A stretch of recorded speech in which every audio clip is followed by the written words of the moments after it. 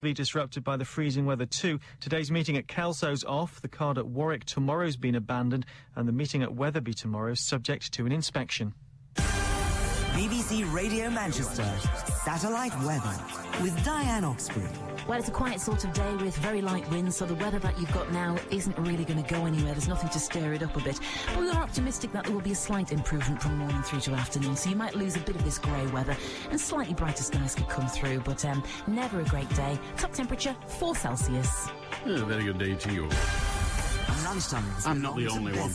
Allan Beswick. BBC Radio Manchester.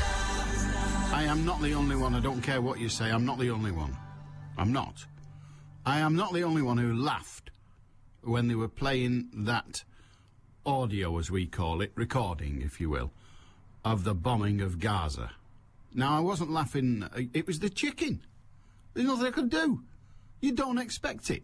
It was just out of place.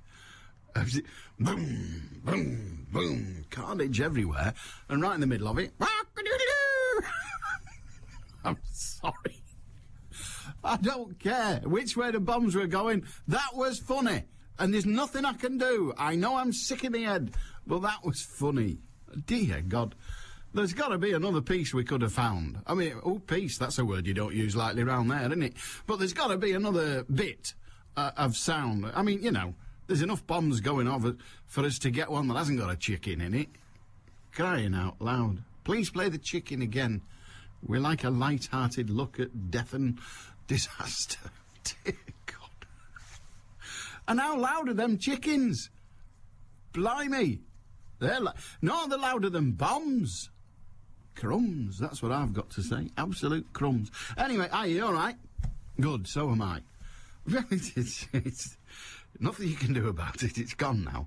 I want my kidney back. That's what a bloke said in a divorce in America. So, about 5 years ago, his wife was ill, and he decided that she could have one of his kidneys. It just so happens that their kidneys were, you know, all right for each other, matched and all that. So he said, well, I've got 2, and I love you a lot, so you can have one of my kidneys.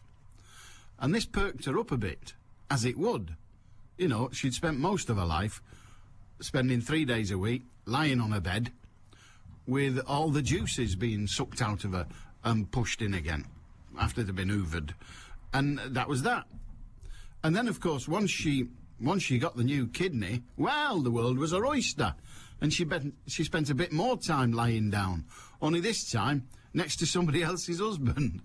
And that really upset One Kidney Joe. And he said, I'm having rid of you, and started a divorce. And he said, I want half the dog. I'm having half the dog, and half the house, half the settee. We'll have a car each, because they're American. We'll have a car each. You can have 3 of the tellies, and I'll have the other 3, but I want my kidney back. The only thing that could improve that story would be a chicken. Andy Crane, live at the Lowry. Any New Year's resolutions around the table? Yeah, I'm going to watch more telly. Are you? Definitely, yeah, because I've missed about 3 years of Coronation Street, right? One of my claims to fame, I was a carol singer on Coronation Street when I was 7 or 8. Really? Actually, I recognise you. That's the last one I saw. Music, politics and comedy. Matt Smith. Who? Well, that's what most Doctor Who fans are saying, Josephine. He is 12, isn't he? He looks it, yeah. It's always a bad sign when Doctor Who's are looking younger. Especially as he is about 375 years old, actually, in He the is show. looking And he well looks on it, young, isn't he? Your Sunday lunchtime mix, live at the Lowry with Andy Crane. If we do not do this, what is the alternative? Sunday from noon. BBC Radio Manchester. A very good day to you. How are you doing? You all right? I'm not a big fan of... I know. I've got a neck, I might as well stick it out. I'm not a big fan of paternity leave. Blokes getting time off because their female partners have had a kid. I know. Yes, I know. I don't remember them sending me dad home from the war when my sister was born.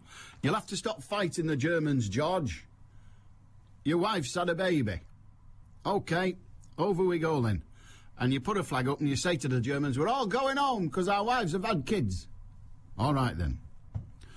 Anyway, that's how it works now in Britain. You get time off. As a bloke, I mean, you know, what sort of a bloke wants to be at home when it's full of damp nappies? Dear God. But there you are, that's up to them. Yeah, but what?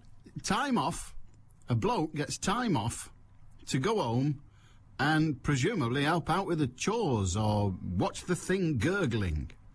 I mean, you have to say, don't you? There's not a lot of interest in a baby. It just lies there in one end out the other. There's nothing of any interest. When it, 5 or 6 years, when it can maybe throw a rugby ball and gurgle a bit, all right. But for crying out loud, newborn. Stephen Old Trefford says, that was no chicken. It was a cockerel.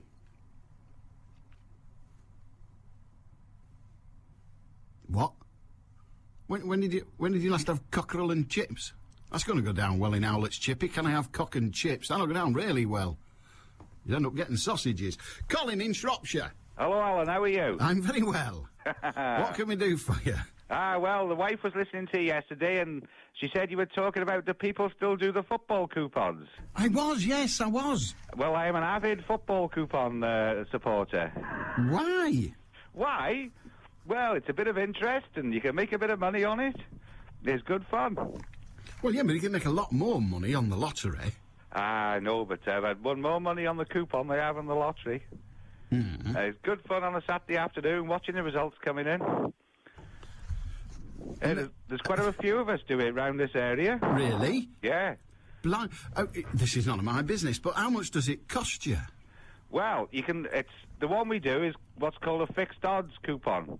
So you can put a minimum of 50 pence. Right. And up to a maximum of whatever you want. Okay. So how much do you spend every week on it? Oh, 2 or 3 quid, something like that. Well, that's neither in nor there, is it? It's not a pint, that, in some pubs. Oh, no, that's right. Then I've got the coupon in my hand. Oh, go on. So are you giving us do you still have to put all the little X's on? You can either do, if you do a draw, it's X's. Yeah. If you do a home win, it's a number 1. If you do an away win, it's number 2. Now, the line I do is 3,694 to 1 today. 3,694 to 1? Yes. And how many times have you won? Well, I must admit, I've never won that line. You've only another 14 years, yeah. And you've got a chance with them odds. It's all good. I've won a couple of quid on other lines, but it's just good fun. Yeah. Well, it's all right. And do you work it out, or do you have, like, a grid and you put the same numbers in every week? Oh, no. Study the form, get the paper on a Sunday, see what's happened, work it out for the next week. And maybe I shouldn't say this to you, coming from Manchester. Go on. But I nearly had a big win a few months ago, and it was Manchester United let me down. You've let a lot down over the years, don't you, worry, mate? I'm not a football fan, so frankly, I don't care what you say about you. You don't care. I thought you might say that. You don't have a monkey's fizz. But well, good on you for still doing them. And whose do you do? It's called Top Chance. It's an independent one. Oh, right. So, because yesterday we were talking about Littlewoods and Vernon's, and then somebody mentioned Zetta's, and then there was Empire. Oh, I don't remember Empire. No, I don't either. I remember Zetta's. But there used to be a fella who came round the village, like we live in a little village in the middle of nowhere. Yeah. You know, the coupon man, but you don't see that anymore. I pick mine up from the bookies. Right. But they still do Littlewoods in the local shop. Somebody comes and picks it up, but most people do it in the bookies now. Well, there you go. Well, listen, it's been a joy to talk to you, and I wish you luck tomorrow. Do ring us up on Monday and tell us how you did. Ideally from the Bahamas. Oh, right. Hey, now, my wife wants me to ask you a question before you go. Oh, and you wouldn't dare not now. Go on. Oh, are you the voice of the Churchill dog? No, I'm not. No, I'm not. At least you're laughing. But they're using my face. Hey, nice to speak to you. And you, Colin. Ta-ra, mate. Cheers, mate. If I was the voice of the Churchill dog, I'd have more money than Colin's won on the pools. 0161 22... No, you get paid a lot for that caper. 0161 228 2255. What about Spot the Ball that used to go with it? Is that still in existence? Oh, all the farmers are on. Steve, who describes himself as the chicken man from Northwich, we just call him Scary. Anyway, he says that was a cockerel, not a chicken. Listen, They all taste the same in Kentucky. William in Stockport, hiya. Hello. Hello, William. What can we do for you? We're going on about the football pools. All right, go on. I collect them. What do you mean you collect them? I go round to houses. Oh, you're a pools collector? Yeah. Wow, I thought they were all well dead and gone. No. We're even up to date because lots of calls that I do have a card, and we scan the card on the machine, and all the results, all the forecasts, what they want to do, go in it. Oh, I can't believe that. What, you carry a little barcode reader? We carry a little machine. Fabulous. Because a lot of people who did them started to do them where they were doing the same numbers every week, didn't they? Like with the lottery, as it were. Yeah, well, we do the lottery as well. Oh, do you? Yeah. Oh, I didn't know you were allowed. Oh, yeah. We use the national lottery numbers, but we pay. They don't pick 6 numbers. They either pick 4, 3, or 2. I'm with you now. When you say you do the lottery, I was thinking you meant you collected for the lottery, and I didn't think that was allowed. No. Now I understand. Littlewoods have their own lottery. They have their own one. But if people get 3 numbers right on the Littlewoods lottery, it's not a tenner like it is on the national one. It's 4, 5, 600. Really? God bless us and save us. It's beginning to sound temple. If they get 4, it can be up as much as 20,000. Woo! And how much do they? But what's the big prize? The big prize with the lottery. No. We use the national lottery numbers. Yes. But instead of them picking 6 numbers, they pick 4 or 3 or 2, and them numbers have got to come up. Right. So it's not a question. It's not a question of 3 coming out of 6, like it is on the national lottery. Yeah. They got to get the numbers right, you know. Oh, right. Oh, well, a pools collector still going. Yeah, well, I collect quite a lot, you know. Go on, how many did you collect? This is probably top secret, this information, isn't it? Business. Oh, probably in a fortnight spell, about £600. And is there a living to be made doing that? I don't make a living at it. I just do it part time. Oh, right. So, but it keeps the wolf from the door and that, and you meet all them people.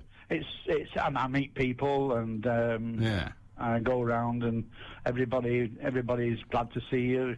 I think the credit crunch doesn't come into ours because they're more concerned now in trying to win to get rid of Well, it turns out the credit crunch hasn't affected everybody. There's 1 or 2 businesses done awfully well over Christmas. Over Christmas period, there was 5 competitions, the 3 Saturdays, the Boxing Day and New Year's Day, and most of my customers did all 5. Well, good on them. I hope one of them won at least. Do you get to do them? Are pools collectors allowed to do the pool? Oh, yes, you can. Yeah. And have you won? I won a little while ago on the lottery. I picked 4 numbers. On the Littlewoods lottery? Yeah, I picked 4 numbers, and that particular week there was nobody got 4 numbers correct, so the pool divided into the next one, and I got 3 numbers, and I got 141 quid, you know. So. Hey, that's all right, isn't it? Yeah. Well, coming back off holiday, it was very nice. Yeah. I bet it was. Good on you, mate. Good to talk to you. Cheers, William. Have a good day. You'll be busy today, I think, going around doing the collecting. Right, I'm in trouble now. I don't know how to read this out, but listen, it may all go silent for 4 or 5 minutes after this, and then somebody else will be talking. But Phil in Ashton says, cock and chips, that's nothing. I went to the Pong Thai restaurant in Mossley last night and had P-H-A-T, P-R-I-K. And I'm not that way inclined. What do you think of that? I think nothing of it. I think you've probably just got me the sack. But at least I didn't read it out. If you can't spell, then hard luck. I'm not going to read it out. I tell you what, when we were in Beijing, we went into a restaurant and we were so impressed by the menu, we photographed it. If I could do it, I'd put it on the internet for you. But it was conger eel with Wikipedia sauce. I kid you not, conger eel with Wikipedia sauce. Now I know what conger eel is, and I know what sauce is, and I know what Wikipedia is. And we eventually decided that it was conger eel with a sauce on it that the chef made up as he went along. Conger eel and Wikipedia sauce. What was we doing? We had a tea. It was the... Oh, now. The Iron Goddess of Something Tea, it was. Yeah. We had some of that as well. It tasted like tea, now I come to think of it. Dear me, mate. It's 12 on BBC Radio Manchester. News headlines. Anna Dawson. The Israeli government says a plan agreed by the UN Security Council last night to stop the fighting there in Gaza Strip is unworkable. Under the plans, Israel was told to withdraw its troops, while Hamas had to guarantee it wouldn't smuggle weapons into the Palestinian territory. The first baby in the UK selected to be free of a genetic form of breast cancer has been born and is doing very well. The embryo was screened for a gene that would have meant the girl and future generations of her family would have a 50 to 85% chance of developing breast cancer. And the power failures on the West Coast main line between Manchester and London weren't due to the new rail timetable. An investigation by Network Rails found each of the 3 main problems on the line since the new year had a different cause. Manchester's weather cloudy with some bright spells later, highs of 4 Celsius. BBC Radio Manchester. 2020 traffic. Well, thankfully, normal service has now resumed on Virgin trains between London Euston and Manchester Piccadilly, following on from earlier signalling problems between Sheddington and Leighton Buzzard. On the M62, foggy conditions, I'm afraid, still affecting motorists around 22 at Rishworth Moor. The fog's quite dense in places, so do take care. And Albion Street in the centre of Manchester, still 1 lane down near the Hacienda Apartments between City Road East and Whitworth Street West. There's no left turn onto Whitworth Street West inbound and no right turn outbound. Don't forget, if you can update me, it's 0161 244 4951. I'm Cara Banks. Decongesting Manchester, 1 car at a time. 2020 traffic. BBC Radio Manchester. Right, it's getting a bit weird this now, because people are starting to to think freely. Now, I don't mind you thinking freely. It's when you share it with me it gets a bit scary. Billy says, Alan, that wasn't a chicken you heard. No, it was the modern version of a World War II flying bomb. It's called a cockadoodle bug. we ought not to be laughing. This is a terrible tragedy that's taking place in another part of the world. The sound of a chicken during the bombing, that was funny, but I think we ought to call it a day there. We ought to just end it, because whilst there is fun to be had, it's not a funny time for the people. So should we move on? Just put that to one side. It's just I can't think of that audio without laughing. It's just, I'm sorry. That's all there is. And the BBC, well, it's only in the Daily Mail. I don't think it counts anymore when the Daily Mail criticises the BBC, because that's how they perceive their job, I think. They just spend their life looking for things about the BBC that they can have a whine about. Anyway, the Daily Mail has criticised BBC Radio Solent, I think it was, for a joke they played yesterday, which was a lot funnier than one we've just been on, and indeed had a lot less harm in it. But you know the advert where they play, it sounds something like Albatross by Fleetwood Mac. You know, I've not got it. I know, you know what I mean. And then they do that thing. This is not just Christmas pudding. This is M&S Christmas pudding. And yesterday, BBC Radio Solent played the music, and over it a commentator said, "This isn't any ordinary redundancy. This is an M&S redundancy." Well, the bloke at Usdaw, based round here, of course, the Shop Workers Union, he got right grumpy, and you can't blame him for that, because, as I say, there's misery. There's misery for people at M&S, well, 1,200 of them anyway, all down south, but misery nonetheless. But it doesn't stop it being funny, does it? I know people have lost their jobs, but it was a gag, and it was a funny gag. Surely we have to make a little bit of allowance for humour, even in trying times. Isn't that the whole British spirit? Isn't that what we're famous for throughout the world? No matter how hard you hit us, at least some wag will come up with a quip. Surely that's a good thing. Tommy in Warrington, are you, Tommy? Hello, Alan. What have you got? Football keepings. Oh, go on. Get on about Setters, Little Woods, Empire. Well, Empire Pools used to be Blackpool. Remember, you were talking the other day, I've just about caught it. The chap who used to give, well, he gave his verdict on 8 from 10 and that on a radio station. Can I name the radio station? No, probably not. You do know it, because I think you Well, mentioned it's still probably not. Yeah, But all go on right. anyway. Anyway, me dad and me brother used to do Empire Pools, and it was Blackpool. That's what he used to come out with on that radio. All right. Oh, I think I know what you mean now. Horace That's him. Batchelor. Horace Batchelor. Yes. That's him. Yeah, you can mention that Radio Luxembourg, because effectively it's not there anymore. Well, I thought it was Radio Luxembourg or Radio Caroline, one of the two. Well, Radio Caroline's not there either, so we'll be all right with that. But no, it was Radio Luxembourg. Radio Horace Luxembourg Batchelor. it was, yeah. Well, we used to listen to on a Sunday night when I was a kid, and my dad used to get the football for the following week every Sunday night of them. I've just been in the betting shop, and Zetta's is still going. Really? Yeah. Wow.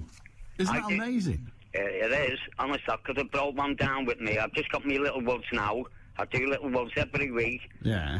£1.25 a line. £1.25 a line? Oh, I know now. Right, yeah, a line of... Yeah, and you have to predict... 8 from 10, right.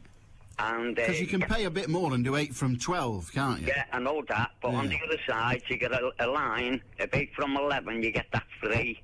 Yeah. That's on the right-hand side. All right. Or betting shop is the best.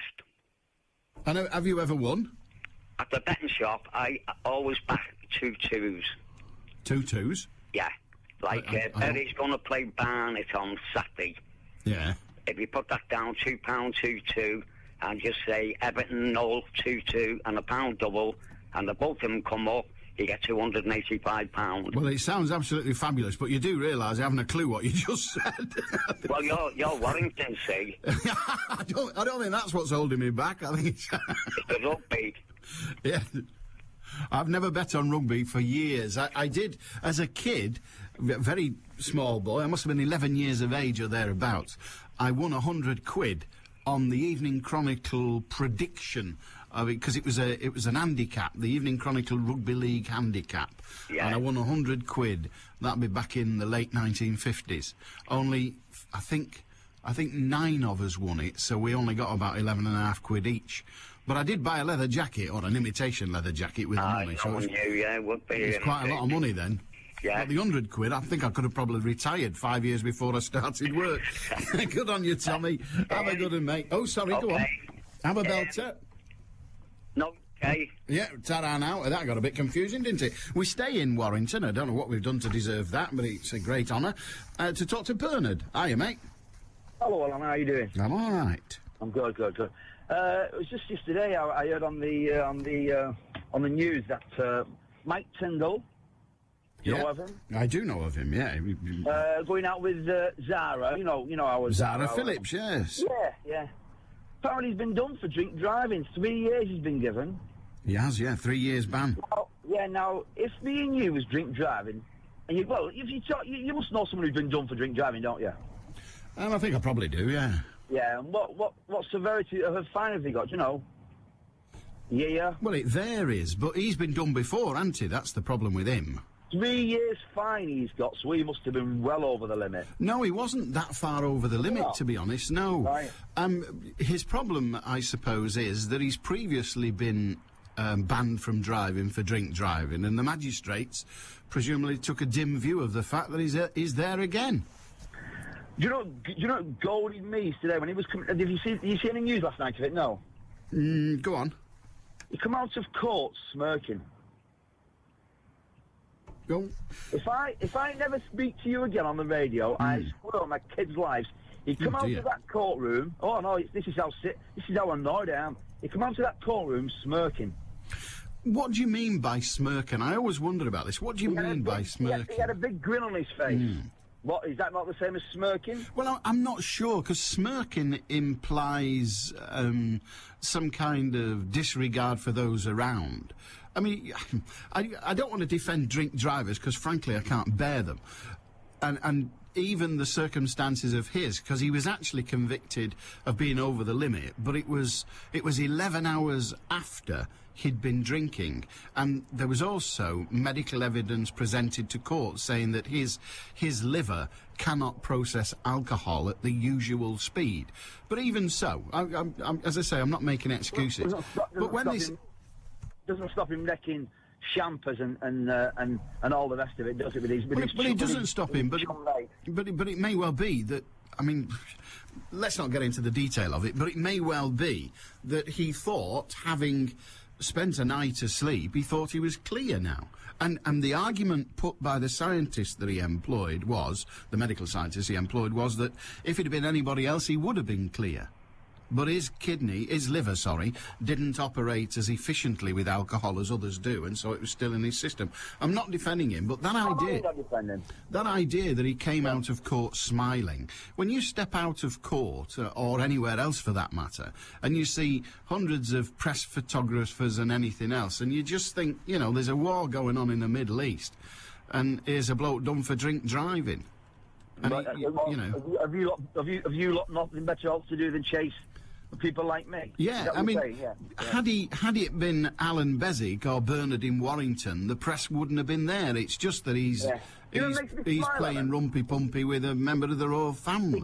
He can find money to get a scientist to check out his liver. And he can pay for all his champagne and all that. Why couldn't you afford a taxi the next morning? Well, he may be. Well, for a start, and here's the best of it. Me and you now will be paying for his chauffeur to be chauffeured about, as it were. Well, how do you work that out? Well, she'll say to him, "You're coming over to my place. Don't worry." Well, they live together. Her place is his place. Okay, Mammy'll foot the bill. She won't. Listen, your view of the royal family is a bizarre one. The royal family is the tightest family in Britain. They wouldn't give a door a bang. Alan, I'm telling you. Listen, the royal family, they're famous for it. They are as tight as a duck's bum. They, honestly, they are. Some people see this as a criticism of them. They are mean, the royal family. Her Majesty is a skinflint. All right, okay. And good luck to her. So I don't think Zara Phillips will be paying, but he's a wealthy man. Just a quick one. If you can, you're a media man. You're in the media, so if you can go on YouTube or find out a clip from last night's TV news, ITV News or BBC One News, and you'll see him coming out to that court, and mark my words, he was smirking. All right, mate. Well, good on you. That obviously caused you great offence and understandable. Good on you, mate. Mike Tindall, who you may well have garnered from that if you haven't seen it in the news, has been banned for 3 years for drink driving. He was found to be, I think it was about 10% over the limit. I don't remember the exact figure. I just remember in my mind that's about 10% over the limit. And I have no defence to put for him, none whatsoever. And given that it was a second occasion that he was over the limit, or at least the second occasion he was caught over the limit, frankly, I don't think the courts have any obligation to be sympathetic, whatever the reason. And 3 years for drink driving serves the beggar right. A couple of years in pokey would have served him right as well. I'm sorry, I don't have any defence for him. You just heard the things that were said on his behalf, in that with any other person he wouldn't have been over the limit. But the obligation is on the drinker and the driver. The obligation is on them. Now here's a prediction. I may well get done for speeding. I try not to speed, but occasionally I'm a bit lazy and I do. I try not to jump the lights. I'm a bit lazy, and occasionally, having had a good look, I do. I'm not the best driver on earth. Of that, I am absolutely certain. And I make mistakes when I'm driving. But I will never, never, never, never, ever be caught drink driving. Never. Do you know why? It's so easy to guarantee. I do not drink and drive, period. Now, I've got personal reasons for that, but I do not drink and drive. And so I'll never get done for it. And that's dead easy.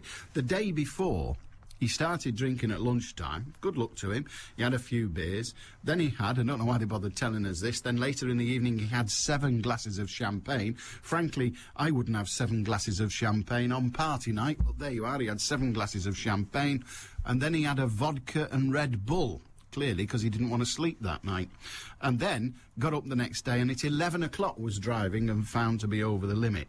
A scientist said that he would have been under the limit had his body operated the same way as everybody else's. He's got a slightly dicky liver in that respect, and therefore it didn't dispose of the alcohol as quickly as it would have done for others. Tough titty, tough Tindall. As far as I'm concerned, the responsibility is on him, nobody else. Lunchtimes belong to Beswick. Allan Beswick. BBC Radio Manchester. Right, you're all getting in on the act now. There seems to be a determination abroad in 2009 to get Beswick sacked. I read it out. They don't come round your house. They come round mine. It's me. But anyway, here we go. David in Sale says, these are not just redundancies. These are slow roasted with a drizzle of compensation M&S redundancies. Oh, dear, dear, dear. I think I saw that a few days ago, says David. I can't remember if it was the BBC News or if I was having a thick day and watching ITV. They'll not thank you for that. 0161 228 2255. Here we go. Here's another one. This is a text.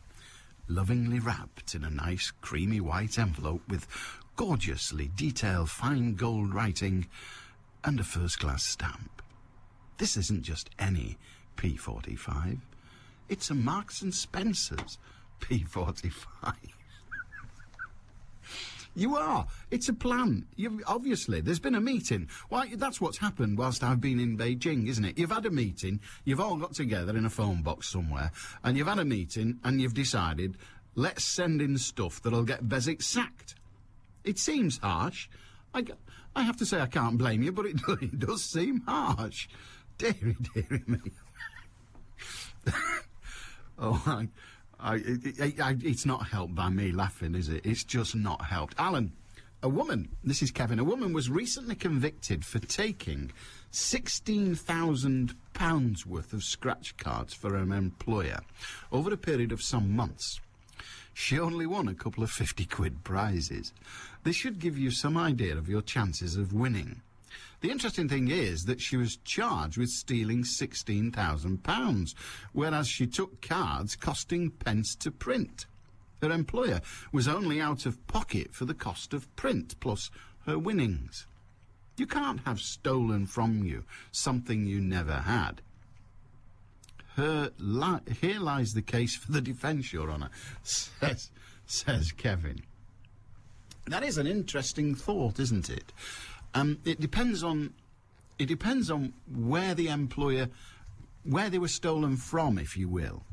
If they were stolen from the printer, then okay, they're only the cost of printing and the prizes. If they're from the operator of the lottery, then once again, I suppose their face value is £1, but their value is the cost to him, plus the 250-quid prizes, or whatever number of 50-quid prizes it was. But if, of course, they were stolen from the retailer, then the retailer has lost £16,000 worth of takings, because those are cards that will not be sold. Now, the argument could then be made, well, they sold other ones, and so it was only the cost to them that was stolen, not the potential income from them. So it starts to get tricky, but I suspect the cost to them is considerably greater. Well, I know the cost to the retailer is considerably greater than the cost of production, because they have to pay, if they were Camelot tickets, then they have to pay Camelot a certain rate for the cards. So it's infy-bimfy, but the woman stole 16,000 things from her employer. I think the only time that should be in any way poo-pooed is if it was 16,000 sheets of toilet paper, which could be about 55 rolls. I've not done the exact calculation, but yeah, if you steal from your employer, even if you steal little bits over a long time, you deserve to be punished. And she was. She spent months stealing scratch cards. One presumes if she'd won the million, she'd have told her employer where he can stick the rest of them. Or would she, like all gamblers, have stuck around to try and win some more? 0161 228 2255. If you want to pay and have a chat, you can do so. You don't have to pay much, because we ring you back. If you want to do it entirely for free, then all you have to do is email radiomanchester@bbc.co.uk. And I'm not going to try and guess at what it costs to send a text. I've only sent 3 in my life, one of which was from the Great Wall of China, saying, "Hi, I'm on the Great Wall of China." And I pressed send, and it came back unsendable. God alone knows why, and frankly, I'll not be losing much sleep trying to find out. 0161 228 2255. Right now, it's just gone 20 to 1, and we have, of course, BBC Radio Manchester News headlines with Anna Dawson. The Israeli government says a plan agreed by the UN Security Council last night to stop the fighting in Gaza is unworkable. Under the plans, Israel was told to withdraw its troops, while Hamas had to guarantee it wouldn't smuggle weapons into the Palestinian territory. The first baby in the UK, selected to be free of a genetic form of breast cancer, has been born and is doing very well. And an investigation by Network Rails found each of the 3 main problems on the West Coast main line since the new year had a different cause. The power failures caused massive disruption between Manchester and London earlier this week. Manchester's weather cloudy with some bright spells this afternoon, highs of 4 Celsius. BBC Radio Manchester 2020 traffic. So if you're travelling on the M60 clockwise, there's a lane closed on the entry slip because of a broken down lorry at junction 5 Princess Parkway. Lane 1 of the slip's closed, although traffic seems to be coping fairly well. Matrix signs set to 50 miles per hour. We're still seeing foggy conditions on the M62 on the tops over the Pennines, around 22 at Rishworth Moor. But thankfully, everything back to normal on Virgin trains between Manchester Piccadilly and London Euston. Don't forget, though, if you can update me, it's 0161 244 4951. I'm Cara Banks. BBC Radio Manchester Sports with Mark Elliott. The weather's still affecting sport up and down the country, but there's good news for Sale Sharks fans. Tonight's game at Edgeley Park against Premiership leaders London Irish is definitely on. There'll be all the build-up and full commentary in Manchester Sports tonight from 7. As far as the weekend's football's concerned, Portsmouth say they're confident the game against Manchester City at Fratton Park will go ahead. They don't have undersoil heating, but they have hot air blowers on the pitch to combat the expected overnight temperatures of -4 Celsius. It has just been confirmed that Stockport's game at Swindon is off. The clubs have agreed to reschedule it for Tuesday night at the county ground. There's a pitch inspection at Oldham this afternoon to determine if the match with Hartlepool goes ahead, but Bury's game against Barnet is on after a pitch inspection at Gig Lane. Racing continues to be disrupted by the freezing weather. Today's meeting at Kelso's off, the card at Warwick tomorrow's been abandoned, and the meeting at Wetherby tomorrow is subject to an inspection. Well, away from the weather, Mark Hughes has said he won't panic after having bids for 3 new players turned down. Roque Santa Cruz, Craig Bellamy and Scott Parker. And it's reported he'll need to offer £12 million or more to persuade Newcastle to part with goalkeeper Shay Given.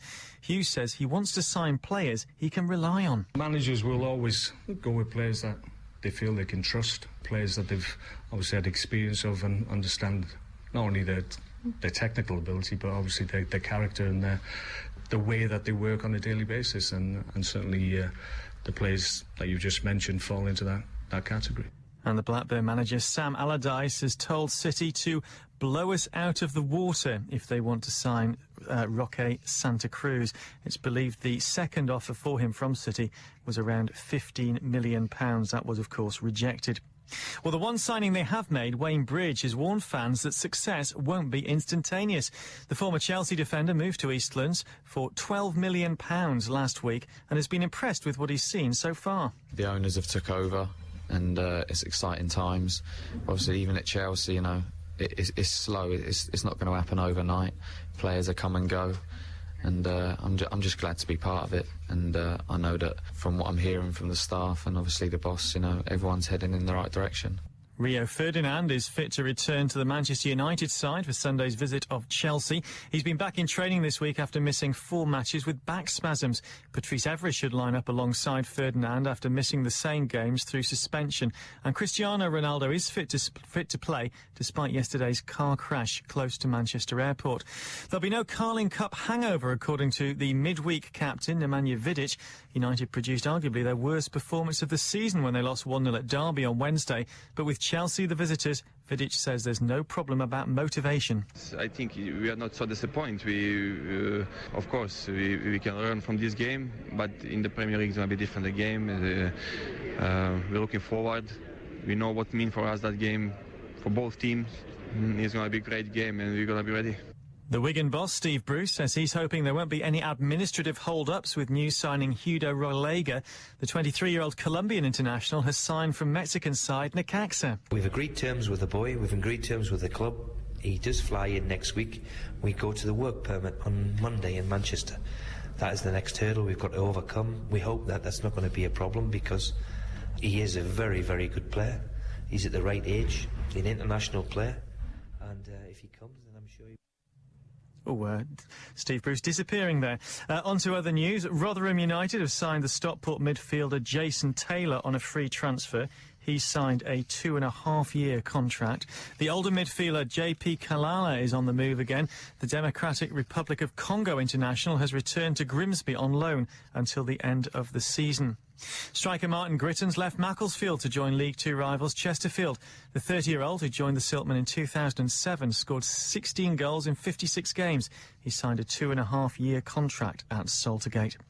Well, Stockport's guaranteed a finalist in the World Darts Championships at Lakeside. In the quarter-finals yesterday, Tony O'Shea caused an upset by knocking out favourite Gary Anderson, and Darryl Fitton beat Scott Waite. The two men now face each other in the semi-final. They're great friends. Fitton was best man at O'Shea's wedding, but they don't think their match will divide their hometown. I don't think it will be split. It's not like that. The fans in Stockport are not like that. We've got the same bunch of friends involved in football and darts, so they'll be supporting the both of us, and whoever wins, whoever loses, we'll get the same support anyway. Under cricket, the New England Test captain Andrew Strauss is meeting the selectors to discuss whether he'll also lead the one-day side. He hasn't been part of the one-day squad for nearly 2 years. Defending champion Andy Murray goes for his 4th win in a row over Roger Federer when they meet today in the semi-finals of the Qatar Open Tennis. Can we have a bit more of Steve Bruce? I think he's still going. The next live action on the Northwest's biggest sports station. There's full match commentary as Sale Sharks welcome league leaders London Irish to Edgeley Park tonight. Tune in for all the build-up in Manchester sports from 7. BBC Radio Manchester. Aye, all right. It's just gone 1:45. Terry in Heywood. Hiya, Terry. Good afternoon. Good afternoon, sir. What have you got? Go on. Basically, I was listening to your pools thing and all the coupons and stuff like that. Yeah. And over the last few years, I've been lucky enough to go to an island in the Caribbean where a certain chap of a certain family, I shouldn't mention names, but it rhymes with gangster, but I'm sure he isn't a gangster. The wealth that these guys earn and pulled in. I know what you mean, yes. I know what you mean, yeah. And which is fair enough. It was a legitimate business and everything. And, But like I said, I've had the good luck and whatever to go over there. But it took me back, basically, when you were talking about it, when the old fella, my dad, he won about £340 on the pools, Burnhams, as was. Yeah. And I always remember him coming in and chucking it up in the air, and as young, me and my 2 brothers were jumping for joy. And my mother, she bought a nice big new sofa for us all to sit on. and got rid of the old linoleum and put a carpet down, which was grand stuff. And they were great days. But about 10 years ago, I was in Barbados on the west coast, and this Mr. So-and-so, nice fella, he'd knocked me say hello. He was sat there, the sun was going down, he had a rum punch in his hand, but he looked absolutely miserable for some reason. And I couldn't understand it. And this place, he had it purpose-built, and it's fantastic. But we was there, funny, for our 25-year anniversary, me and the missus. And we walked past it, and he's passed away, this chap. But the place looked drab and miserable, and it just looked sad. Yeah, go on. But his parrot was still there. The parrot was still there. They live forever, don't they, them things? Blue the parrot was still there, and the guy who's running it. But the place was empty, there was nobody there. It's just like a shell. You're just thinking, what's going on there, you know? Well, the family you're talking about is the Sangster family, and I think originally they made them. They were Vernon's pools, weren't they? They were, yeah. And I mean, they've not been what we might call. They've had a few tragedies in their life, in their family, as it were. You know, in many families, there's a fly in the ointment. The Moores family, who were the big ones, of course, they were Littlewoods, and all kinds of things called Littlewoods were Moores, and they did awfully well, and I think had a fairly easy time of it by comparison. But yeah, I remember one of the young sangsters dying in a road accident, driving his flash car. A good few years ago now, and you just thought, you know, I wonder. Yeah. There isn't a protection against this, is there? There just isn't.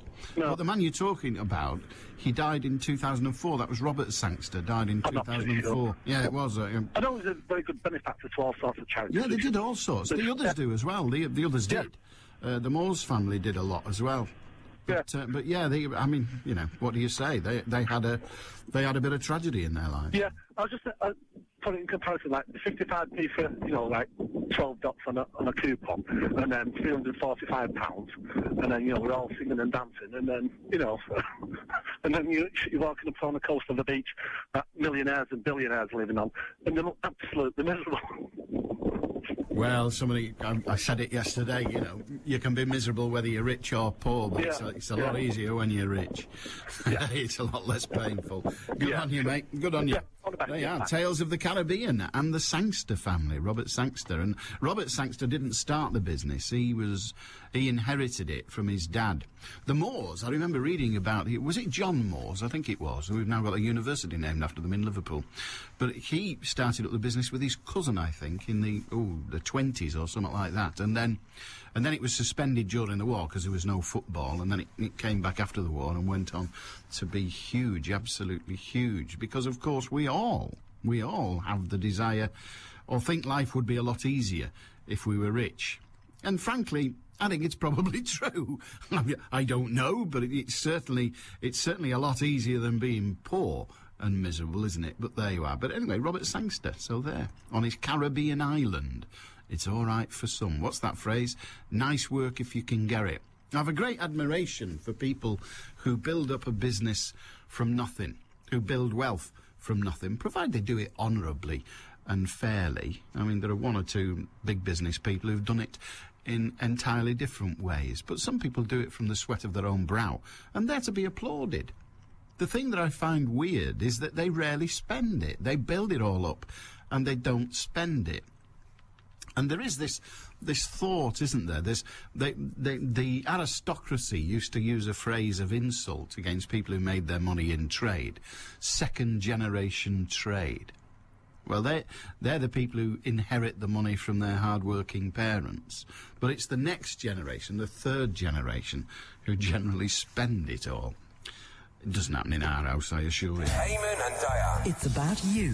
So what was for tea in your house last night? I made beef stew and Herbie dumplings. Did you put lettuce in, you know, all leftover salad?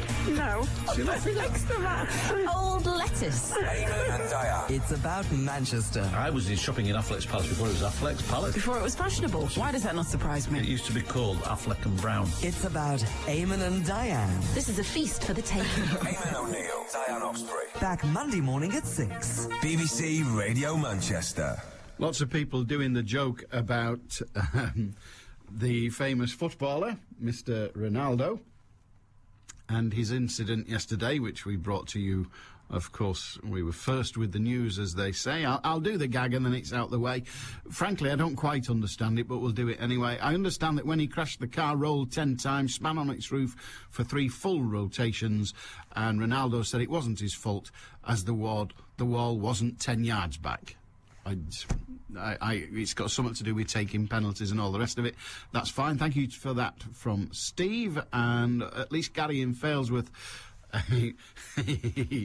He sends a note that is entitled Inappropriate Jokes. So that's all right. This all come out the chicken. I know. Outrageous. 0161 228 2255. If you want to join us, that's fine. Just pick up your phone and have your say. It is so easy. This is quite a long email from Daniel. I wonder. Well, we'll kick it off and see if I can précis it as I go along. Over recent weeks, I've been watching many crime programmes dealing with issues ranging from antisocial behaviour to more serious crimes. In particular, I watched an episode of Ross Kemp on gangs, which tackled the issue of gang rivalry in Liverpool.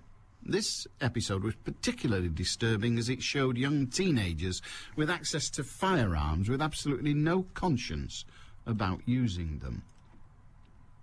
Whilst watching the programme, I couldn't help wondering what kind of upbringing these teenagers had had, which brought them to the point where they thought it was acceptable to pick up a gun and shoot someone dead. I'm sure you'll agree, teenagers do not one day decide criminality's the way for me. I believe this starts a lot earlier on in life with a lack of discipline at its core. If a child's left to its own devices and goes unpunished for its actions, by human nature it will push the boundaries of what is acceptable. This is how we learn in life, and our teenage years are amongst the most important when developing our morals. I believe that if more action is taken with problematic children at an earlier age, then this will decrease the likelihood of them becoming a serious problem later on in life.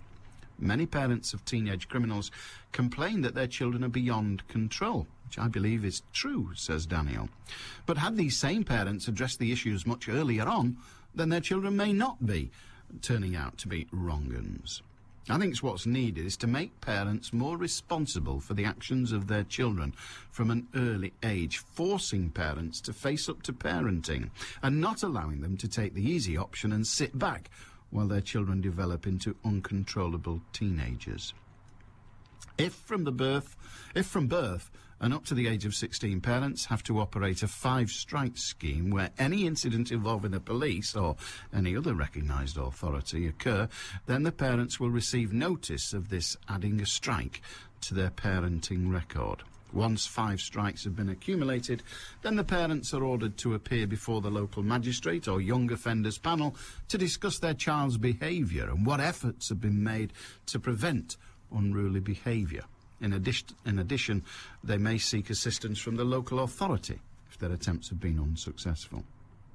Incidents which could contribute to the 5 strikes could be truancy, criminal damage, theft, robbery, carrying knives, underage drinking, antisocial behaviour, and so on. The magistrate or young offenders panel should have the power to order parents to attend parenting classes for the period deemed necessary in order to promote a more constructive and assertive attitude by the parents, in effect punishing parents for their children's bad behaviour, but more importantly making parents aware that they will be held responsible for disruptive and antisocial behaviour by their children. In addition, children will be aware that their actions could land their parents in hot water.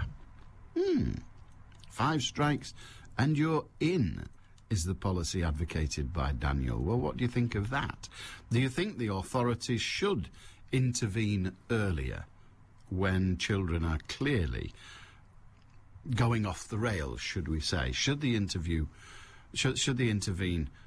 earlier, and should they be somewhat more draconian? Should they be saying to parents, look, these are your kids. It's not our job to make them behave. It's your job to make them behave. And if you don't make them behave, then we will assess that and see whether you're guilty of something criminal. And if you're not guilty of something criminal, just guilty of inability to parent, then we'll send you on parenting courses.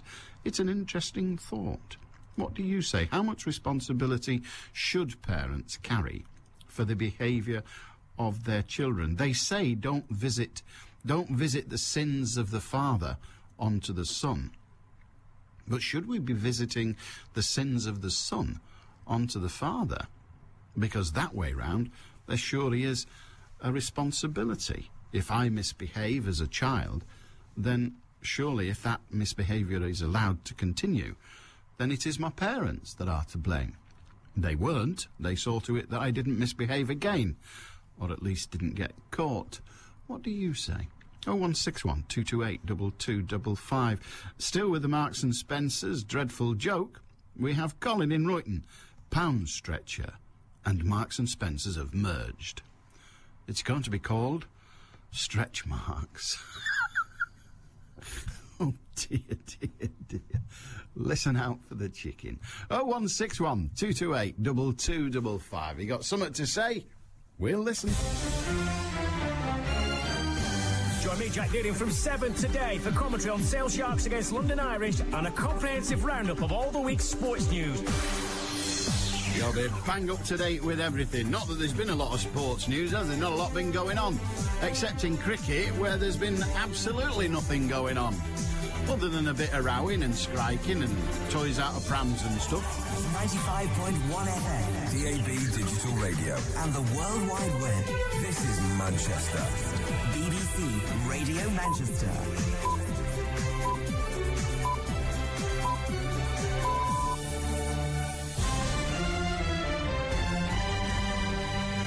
At 1 o'clock, Israel continues attacks in Gaza, and Rhys Jones's killer could appeal against his sentence. Stockport's game is off, but Bury and Sale are on. Well, this afternoon should be mainly dry with some broken cloud. Isolated drizzle across the hills, but it's still chilly. Top temperatures 4 Celsius. And lane 1 of the slips closed on the M60 clockwise at junction 5 Princess Parkway because of a broken down lorry.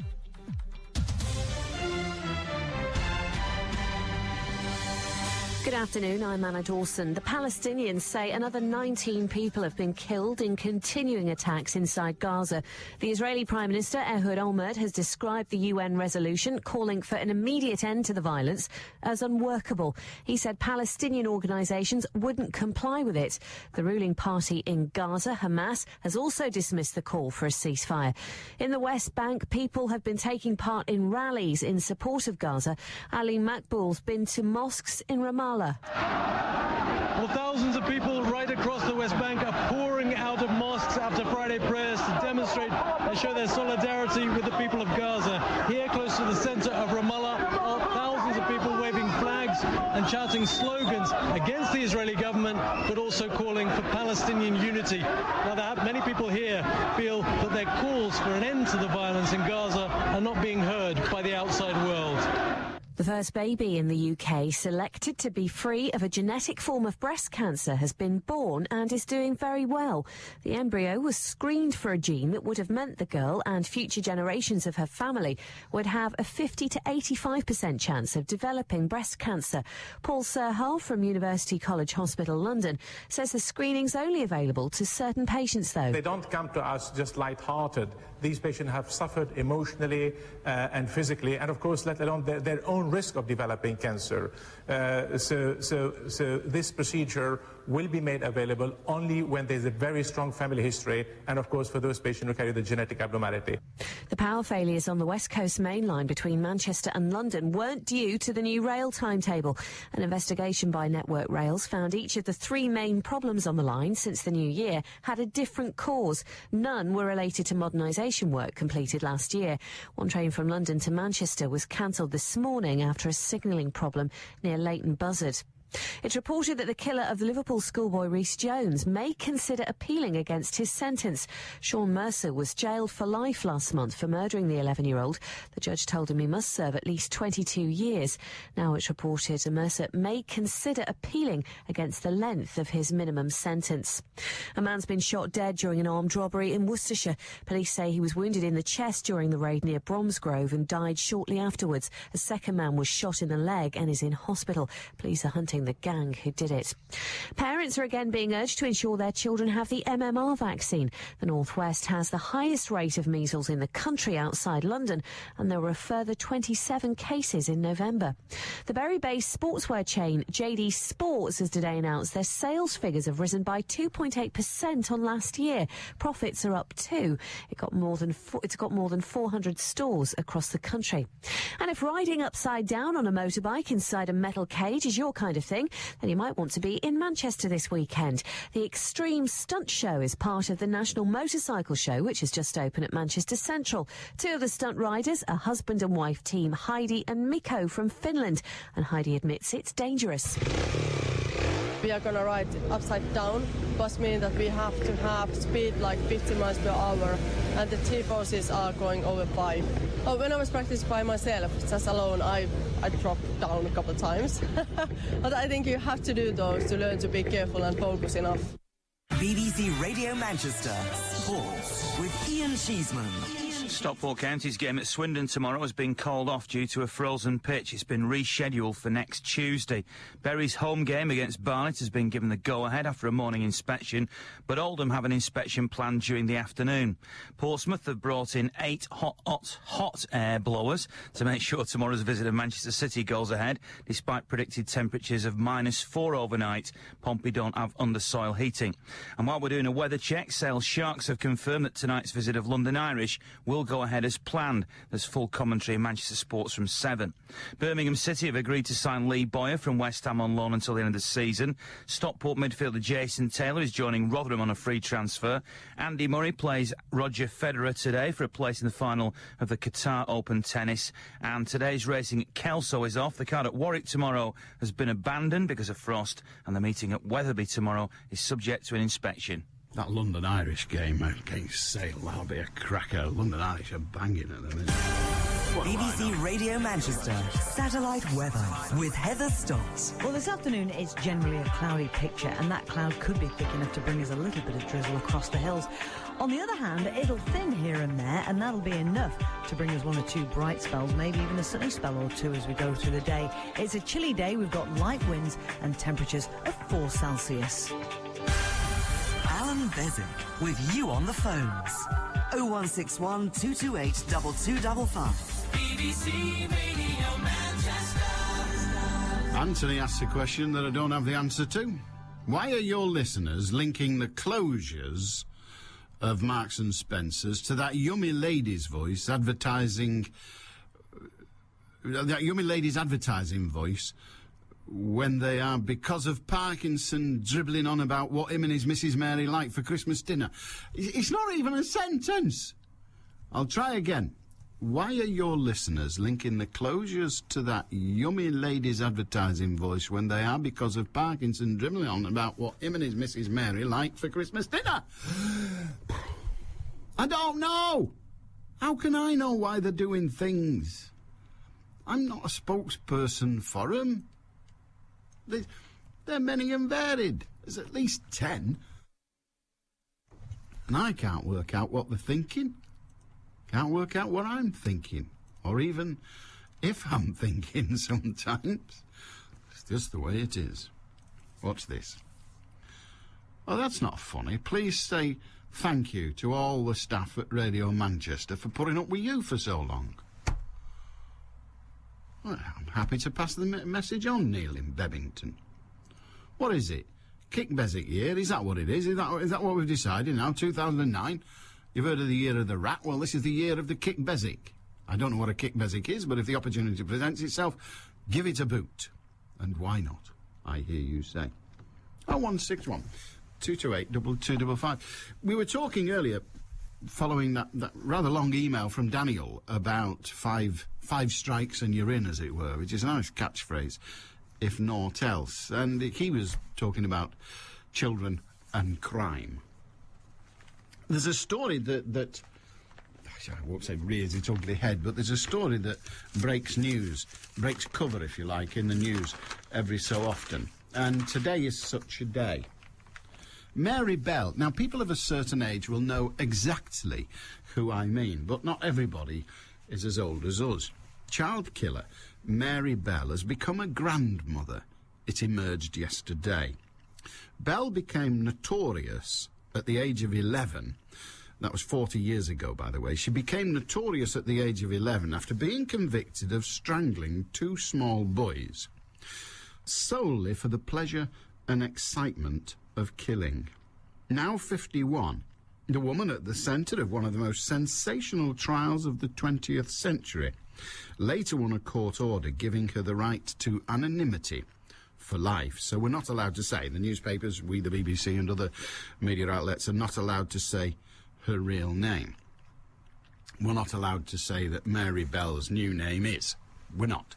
We are allowed to use her name, Mary Bell. We are allowed to refer to her crime, but we cannot identify her or her whereabouts in any way. And I, for one, think that is exactly as it should be. The ruling is similar to those protecting the identities of Maxine Carr, girlfriend of Soham murderer Ian Huntley, and John Venables and Robert Thompson, who killed 2-year-old James Bulger, in 1993. Mary Bell is guilty of a heinous crime. She murdered 2 small boys solely for the pleasure and excitement of killing. She went to jail. She came out having done the requisite amount of time, and she was given a new identity, protected against revelation by the media. I don't know whether her husband or her children, or indeed anybody around her, know what her old life was. I don't know, and I don't care. Isn't Mary Bell living a peaceful life, marrying, having a child, and going on later to have a grandchild? Isn't that something we should celebrate? Shouldn't we be saying, well done, the system which is not perfect, indeed a long way from perfect, but is it not a fabulous commendation of our system that somebody 11 years of age doing something as wicked as that which she did, something, the act itself without doubt was an evil act, but isn't it something we congratulate the system for taking hold of an 11-year-old who can do that kind of thing and turning her into what is henceforth an innocent citizen? Isn't that exactly what the system is for? 0161 228 2255. I can tell you that the families of the 2 victims, they've not forgiven Bell, and frankly, you can understand why. She says, one of them says, she's now a 64-year-old lady, but she says, a child is a blessing. She took my blessing and left me with grief for the rest of my life. I hope she looks at this new child and remembers the 2 she murdered. I'll never see my grandchild from my son. I hope every time she looks at this baby, she realises what my family are missing out on because of what she has done. That's an understandable reaction. I've got no criticism of that lady at all. That's an understandable reaction. Mary Bell took her child, and she will never recover from that. She won't. Had Mary Bell gone to the gallows, which as an 11-year-old she was never going to, but had Mary Bell gone to the gallows, the woman would still never, ever recover from what happened. But again, I say, is it not an endorsement of our system that we can take hold of an 11-year-old girl who's committed a most heinous crime and turn her into a henceforth innocent citizen? We should congratulate ourselves, surely. This is the Northwest's biggest sports station. This is BBC Radio Manchester. Can Manchester City bounce back from their FA Cup nightmare? With full match commentary from Portsmouth as the Blues look for a repeat of that 6-0 thrashing earlier in the season. It's Gelson Fernandez who puts in number 6. Bolton will be hoping for an upset at the Emirates as they take on Arsenal. Wonderful volley finish! Bolton are on the way! Plus, we've got coverage of all our local league sides. As Oldham have broken the target, have drawn level. Derry have taken the lead. Manchester Sports from 1 o'clock tomorrow. BBC Radio Manchester. Yippee! Oh, we've got all sorts tomorrow. You got me early doors. Now, last Saturday between 6 and 7, we promised you Beswick in Beijing, and what you got was Beswick the jock. A very scary countenance. If you failed to get up in time, then good on you. You had a very near and close shave. Because we had a little technical... Oh, stop it. You know I'm always getting them. Look, I don't know how anything here works. I'm not sure how I do, or even if I do. And if I don't, I'm proud. Anyway, there was a little glitch, and this glitch meant that we couldn't Beijing you. So I've been all that way. I've been I've been, what is it, 7,000... I've travelled 7,000 miles in the dark, I'll have you know. And you're gonna damn well get Beswick in Beijing, whether you like it or not, he said, getting off his high horse because he's scared of heights. Yep, Beswick in Beijing, 6 till 7 tomorrow. Now, I'm reliably informed by those who do it, because it involves work, so it doesn't involve me, but I'm reliably informed by those who do it, there will be a further opportunity, I'm sick of it now, a further opportunity to, stop it, there'll be a further opportunity to hear Beswick in the silk market, being molested by a number of sales personnel. That's on tomorrow, amongst other Beijing bits, between 6 and 7. 7 till 8, I'm afraid you've got me drivelling on again. We're having a look at the big story of the week, and we'll also have a shufty at the week day by day. I feel Ronaldo may make an appearance, but obviously not in his Ferrari, hopefully. Anyway, so he'll be there, almost certainly. And whatever else has been going on, really. Can you smell gas, or is it Russian? I think you've no idea what'll be there, but it's the week, day by day. And then between 8 and 9, I can't keep up with these. 3 hours long. I know, 3 hours. Well, a person's expected to work 3 hours in just one day. It's extraordinary. Anyway, between 8 and 9, we'll have our coffee guests. No, not coffin guests, although you never know with this kind of weather. But we'll have our coffee guests. They'll be there, telling us everything they want to tell us. It's a free and easy moment when we just drink really bad coffee, but it's free. Gary in Failsworth, you may have stumbled upon a solution to the Gaza Strip crisis. Why not have them chuck chickens at each other instead of bombs?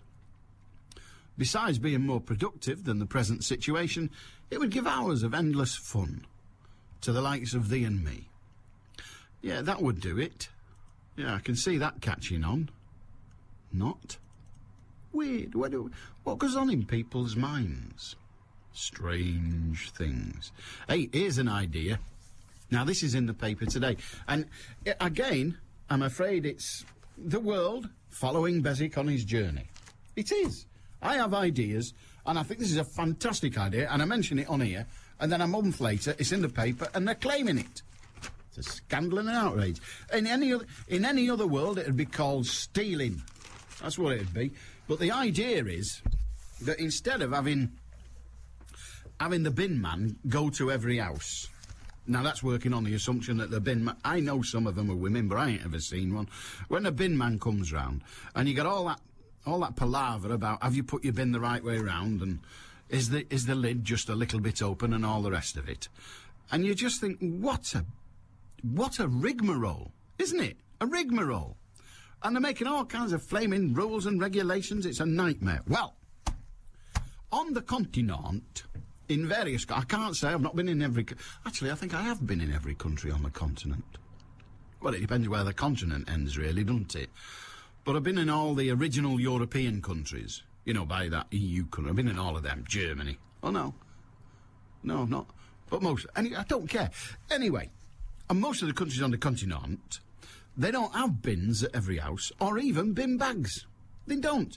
They just have one dirty great big bin, or even 3 or 4 dirty great big bins in every couple of streets. And on your way to work in the morning, or taking the kids to school or whatever, you take your cart in a carrier bag. Now, this is going to fall apart, because all the skinny flint shops are doing away with carrier bags. So I think it's cobblers, but anyway.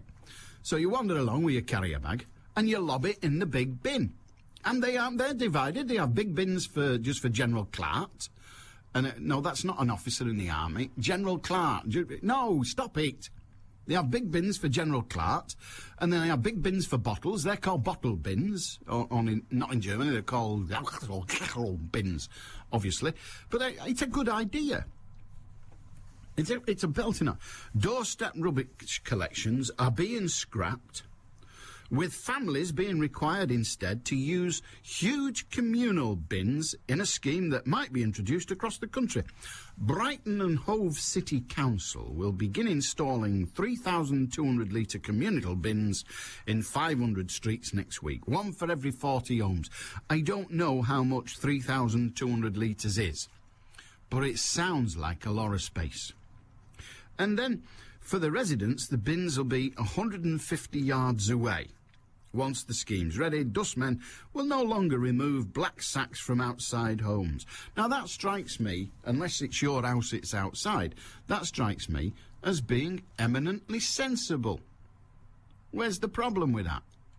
Yes, we've got used to. They actually, in the Times, they list the history of rubbish collection. I know, it's brilliant.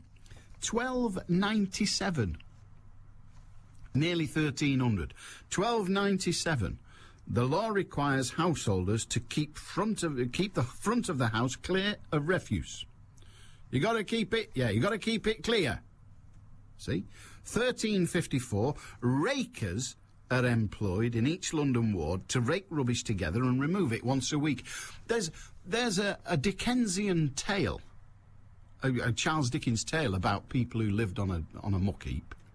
Is that Donkin and Son? Oh, I should have concentrated on that O level. Anyway, there is one, and I've forgotten it now. 1407, household rubbish required to be kept indoors until removed by the rakers. 1408, removal order by Henry IV says forfeits will be paid if the refuse is not removed. 1848, Public Health Act gives councils the power to provide dustbins. 1875, Public Health Act again makes it a council's duty to arrange the removal and disposal of waste. 1922, the first petrol-powered... Oh, I've missed one. 1914, we were busy fighting the Germans, but we also bothered dustbins introduced by many councils because the bins are heavy. Backdoor collection is common.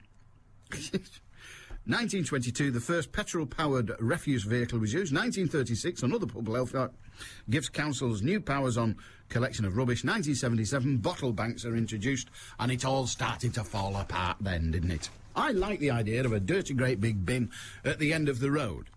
If I lived at the end of the road, I grant you I'd have an entirely different view of it. Just gone 1:20 on BBC Radio Manchester. News headlines. Anna Dawson.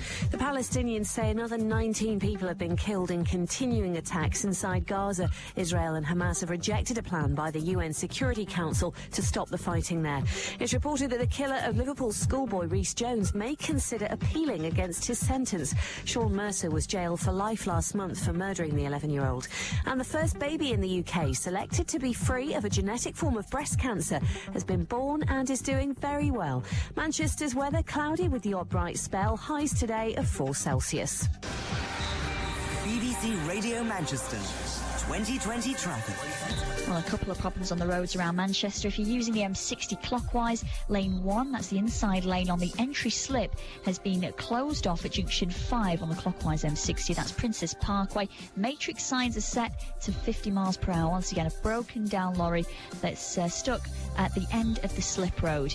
In Salford, the A6 Crescent there, outbound's closed off because of a multi-vehicle accident that's happened between Adelphi Street and Hume Place. So it's closed heading towards the M61 due to that accident involving 4 vehicles near to the old Pint Pot pub, so do take care around that area too. Still foggy on the tops on the M62 over the Pennines, around 22 at Rishworth Moor, and if you can update me, then the number's 01612 244 4951.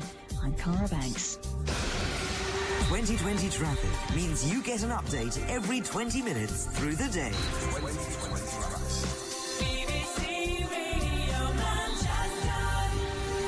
Some news just in. The Israeli Prime Minister has rejected a UN resolution calling for an immediate and durable ceasefire. Ehud Olmert said that the resolution was unworkable and would not be adhered to. Hamas has also rejected the UN call for a ceasefire. I tell you that merely because I'm about to read out an email that some people will find perhaps a little strident.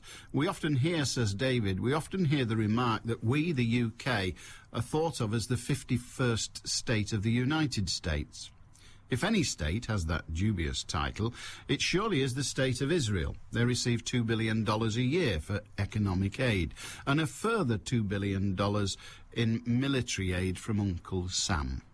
Israel, who may well just have their own seat on the United Nations Security Council, would like to have a peace settlement, but not yet, as there are still too many women and children in Gaza.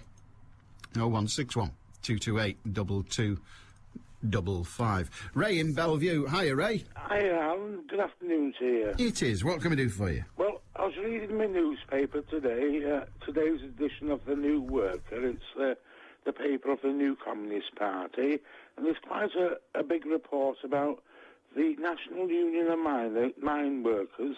They're planning a series of events to mark the 25th anniversary of the strike of 84 and 85. And I thought, well, I just thought I'd mention it, because I thought it might be of interest to you and people. Now, you see, it was a massive strike. You see, there's a lot of people who don't know much about it now. They've been born since. But it was a massive strike, and it had the support of over 200,000 miners and their families, and community groups came together, and some Labour councils. But the TUC and the Labour Party leadership at that time, they failed to support the strike. You see, and well, I think that was. I think there might have been victory if they'd intervened, in my opinion.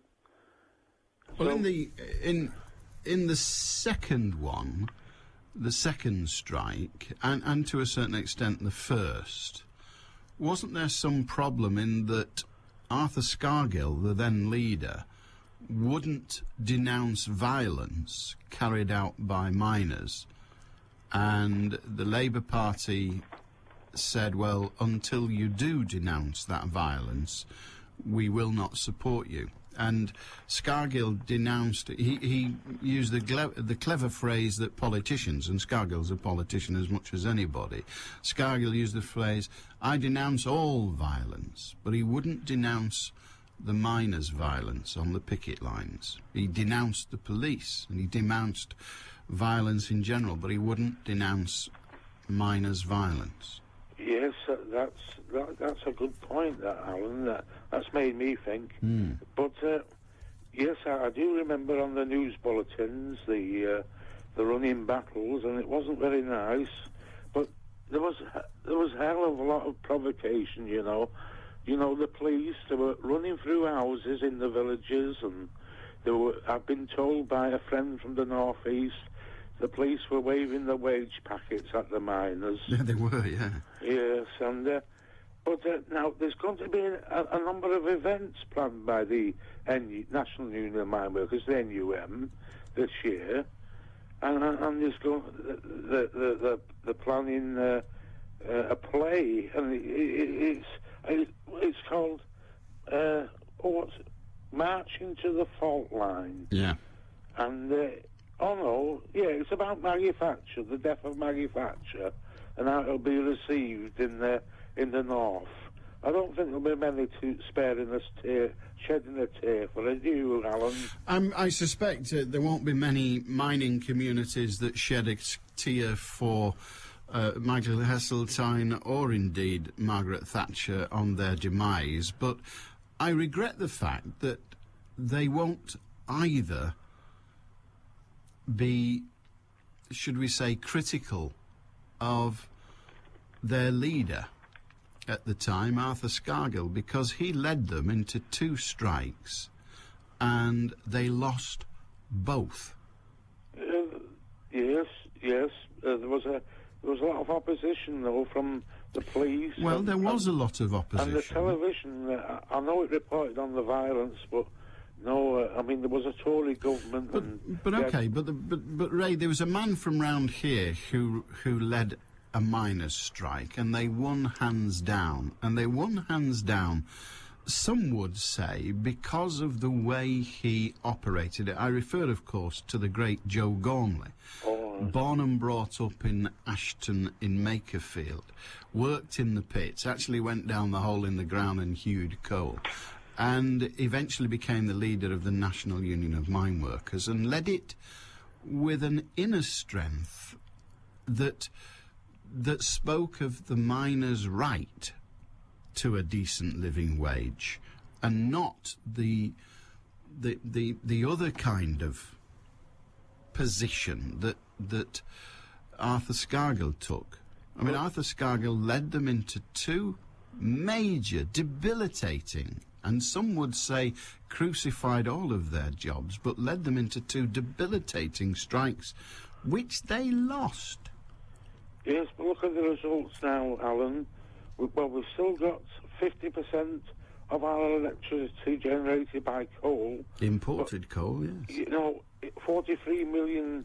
We still This is the words of the Union President today, Ian Lavery. Yeah. He says now that the UK still produces 50% of its electricity from coal, yet we are importing 43 million tonnes of coal, equivalent to keeping 43 pits But you see, the miners, and I've made programmes about miners, and I've got a great deal of respect for miners, but the miners argue that the government damaged the coal industry. But frankly, I think the National Union of Mine Workers, and particularly Arthur Scargill, has as much to blame, is as much to blame. He wouldn't hold a ballot, if you remember, Ray. But I told you at the beginning of the conversation, over 200,000 were out. And the thing was... But he wouldn't hold a ballot, don't you remember, Ray? Yes, that's He true. wouldn't hold a ballot. He would not say to his members, do you want to be on strike this time? He claimed, and many people agreed with him, to be fair, but he claimed that the ballot they'd held, I think it was 18 months before, but some considerable time before, was still valid. And all he'd had to do was hold a ballot. If he held a ballot, a relevant one, if he held a ballot and the result was come out on strike, I think they would have won. Yes. But he wouldn't hold that ballot. Why? Yes. But, you know, Alan, I did see a BBC programme, it was BBC 2 if I'm not mistaken, or about 2001, 2 or 3, I can't remember which year, and he did say that Joe Gormley, he's deceased now, I would say he's dead, isn't he? He is, yeah. Yes. It said that Joe Gormley worked for the special branch, you know. Well, I mean, you can make those, not you, but television programmes can make all the allegations they want about Joe Gormley, but the one thing he did that Scargill didn't do was he took on the government and he won. And the reason he took on the government and he won, well, the reason he took on the government was because he didn't agree with what they were doing. But the reason he won was because he spoke on behalf of his members with a mandate from his members. But without the ballot, the right-wing press, and let's face it, the press in this country is predominantly right-wing, as a New Worker reader, you'll agree with that, Ray. The problem was that he walked into the trap set by the right-wing press because they said, this is not Arthur Scargill representing the miners against the government. This is Arthur Scargill representing himself against the government without the mandate of his members. And he got beat. Well, I know, but... Twice. I'll just say, Alan, the only way I could support the strike, well, I was in engineering. I'm not coming to speak about myself, but I took some non-perishable food to the Communist Party of Great Britain headquarters, but that's the only way I could support the strike. But I hope it helps the miners anyhow. Well, no, we didn't all, but lots of us did things to raise money for the miners. I held miners, and still do hold miners, in very, very high regard. Yes. I don't have the same regard for their union under the leadership of Arthur Scargill. A story that's come out just recently, and I'll bet you'll be aware of it, because I'm sure it was covered in your newspapers, the story of the solicitors who've been disbarred because they took an awful lot of money off the miners in compensation scheme claims. Oh, yes, I remember that. And they took millions off the miners. That was last year, wasn't it? It was indeed, and at the back end of last year they were disbarred. But what wasn't reported, and I'm surprised at this, what wasn't reported as emphatically as their disbarment was the fact that they paid the National Union of Mine Workers millions of pounds. Oh, I didn't know. Ah, well, you see, they were, if you like, working a commission. So the NUM were I'm not suggesting that the MUM were complicit in this, but the NUM made money out of those cases, despite the fact that the government was paying all the bills. Now, that's something that's not been massively reported, but it is out there. Anyway, Ray, 25 years since the first of the big strikes, the first, what you might call Thatcher strikes. The miners lost, they went back to work, they say, marching to their brass bands with their heads held high. But wherever you sat, it looked like a loser's march. Good on you, Ray. OK, Alan. Cheers, mate. Ray in Bellevue, who supported the miners during the strike. Where were you during those two strikes? What did you do? What side were you on? Because the whole nation took sides. I can recall... And it was probably... The first miners' strike, 1984, was probably the beginning of the end of respect for the police. Now, the police have always got a kick in hither and thither, but I think it was possibly the beginning of the end of universal respect for the police. It used to be the constabulary, Her Majesty's Constabulary, the local bobbies, are people of honour, people who have no side. They're on the side of good against bad. That's what they do. Their job is to protect us all. It's still the same job. Their job is to protect us all from the wicked. Their job is to catch the wicked, take them before the courts, and let the courts do what the courts will. And they were universally respected, and not just in this country. They were respected from all around the world. When a policeman said, "Don't do that, sonny," you didn't do it. When a policeman took you to your home and told your parents you'd been naughty, you got in trouble. They didn't say the policeman's lying. They didn't say, "What are you doing touching my son or my daughter?" They didn't say any of that because they held the police in respect. Well, there are those that say, and I don't mean me, I mean historians, social historians and the like, they say that because the government of the day chose to use the police, they have no other force with which to do it, but they chose to use the police to confront the miners. Because they used the police in that way, many working people, and working people are the majority of our society by far, many working people said the police are just an instrument of government, and at the moment, and I mean then, and at the moment, are being used against the working man. That was a sensation that was abroad at the time. I can recall attempting to get to the port on the east coast, wanting to go across to Zeebrugge. And I'm just driving over there. I was going on the ferry. And I was stopped 4 times on that journey, 4 times, by police officers who were concerned that I might be going to join a picket line, a flying picket. And they said, "Where are you going?" And I said, "I'm going to Lowestoft to catch a ferry." And they said, "Have you got your ticket?" And I remember, because I was going on holiday, I remember saying, "Well, here's the ticket," because I didn't want to miss the boat. But I also remember thinking, you've got no right to ask me that. You've got absolutely no right to ask me that.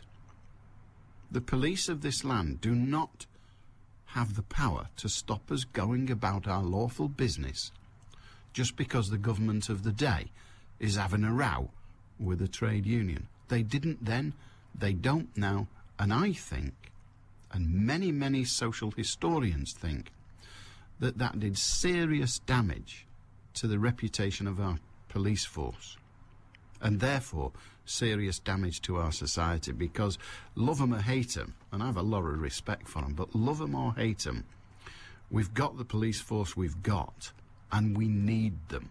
They do fantastic work. I come to work in an air-conditioned office with coffee laid on and comfort, and just sit here for a reasonable amount of money. Police officers, every time they go about their duty, they are so much at risk of getting stabbed that they have to wear protection against it. Would you believe that? The most protection I have is this thing where I plug in my earphones. It has a little gadget on it that stops my ears getting damaged if the volume goes too high. That's it. That's how much risk I'm at. A police officer going about his job every day, or her job every day, risks injury to life and limb. They risk death. They do it for a variety of reasons. They do it for the money. They do it for the pension. They do it because they think they look good in blue. They do it because they get to drive cars quickly through traffic, making a loud noise with blue lights. They do it for 1,000 reasons. They do it because it's dead tough. They do it because they're dead hard. They do it because they're too thick to do anything else. They do it because they're extremely clever. They do it for money. But most of all, they do it because they actually think it's worth doing. They are there as our protectors, and you and me should be proud of them and supportive of them. But it got a lot harder to do that after the 1984 miners' strike. What do you say? Where were you when the strike was on? What side were you on? Were you on the side that said we had to break the unions? David Cameron sat opposite me earlier this week and said, well, we had to break the unions' stranglehold on our society. He sat opposite me this week and said that. It's a quarter of a century later, and he said that. I've no idea what the current Labour Party says of the same incident, but I don't see them rushing to give strength back to the unions, do you? Just gone 20 to 2 on BBC Radio Manchester. News headlines, Richard Stead. Israel and Hamas have both rejected demands for a ceasefire in Gaza. The UN Security Council is demanding a full withdrawal from the territory. Parents are again being urged to ensure their children have the MMR vaccine. There are further 27 cases of measles in the northwest during November. And manufacturing output's fallen faster than at any time since 1981. Output in November was down by nearly 7.5%, compared with the same month in 2007. Manchester's weather, cloudy with rain possible in Pennine areas, otherwise dry with highs of 4 Celsius. BBC Radio Manchester, 2020 traffic. Well, the inside lane still closed off on the M60 clockwise on the entry slip because of a broken down lorry right at the end of the slip road. That's on the M60 clockwise, junction 5, Princess Parkway, but traffic seems to be coping well for the time being. In Salford, the A6, the Crescent outbound, I'm afraid still looking fairly delayed. The roads had to be closed off around Adelphi Street through to Hume Place on the outbound stretch because of an accident involving 4 vehicles, so it's closed heading towards the M61. And Hume Street in Manchester is still closed whilst long-term roadworks continue between Oxford Road and Measham Mews. And don't forget, if you can update me, it's 0161244 4951. I'm Cara Banks. BBC Radio Manchester Sports.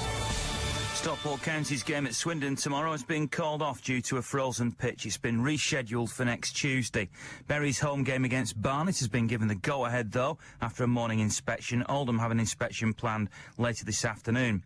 Portsmouth have brought in 8 hot air blowers to make sure tomorrow's visit to Manchester City goes ahead, despite predicted temperatures of -4 overnight. Pompey don't have undersoil heating. Portsmouth, though, are confident that game will go ahead. The Blackburn boss, Sam Allardyce, says it will take an offer that blows them out of the water to get Rocky Santa Cruz. Speaking yesterday, Mark Hughes warned he won't be held to financial ransom. There's a perception that we will go into the market and pay whatever it takes. I think we've proved in the past that with certain targets that we won't do that.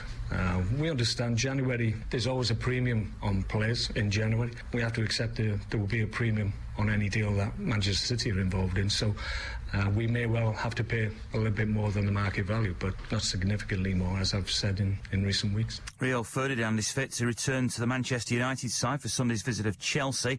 He's been back in training this week after missing 4 games through back spasms. Patrice Evra should line up alongside Ferdinand, having missed the same games through suspension, and Cristiano Ronaldo is fit to play despite yesterday's car crash close to Manchester Airport. Midfielder Darren Fletcher says the title race will feature 3 clubs, United, Chelsea and Liverpool, and will run right till the end of the season, with Liverpool maintaining their fight until May. Although they've not been in the position for a while, they're showing great strengths of being in that position. I think there'll be 3 of us towards the end of the season.